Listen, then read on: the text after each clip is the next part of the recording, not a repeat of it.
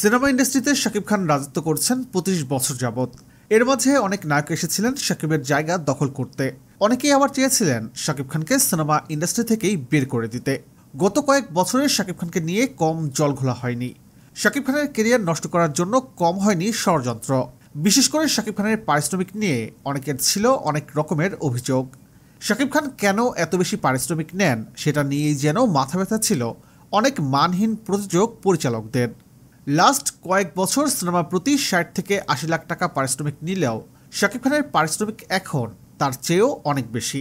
প্রিয়তমা রাজকুমার, সর্বশেষ তুফানের মতো ইন্ডাস্ট্রি হিট সিনেমা উপহার দেবার পর শাকিবের পারিশ্রমিক এখন দাঁড়িয়েছে ২ কোটি টাকায়।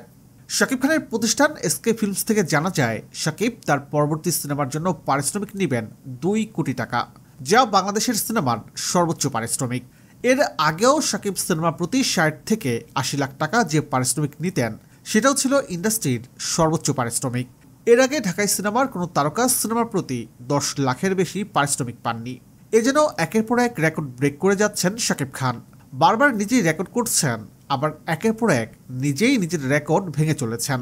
ভক্তরা জানলে খুশি হবেন শাকিব খান এর পর থেকে আর কোনো মানহীন প্রযোজক পরিচালকদের বস্তাপচা সিনেমায় অভিনয় করবেন না। শাকিব খানের জনপ্রিয়তা এখন ইন্টারন্যাশনালি যে লেভেলে চলে গেছে, সেই মাপকাঠি অনুযায়ী শাকিব খান এখন থেকে বেছে বেছে ইন্টারন্যাশনাল মানের সিনেমায় অভিনয় করবেন।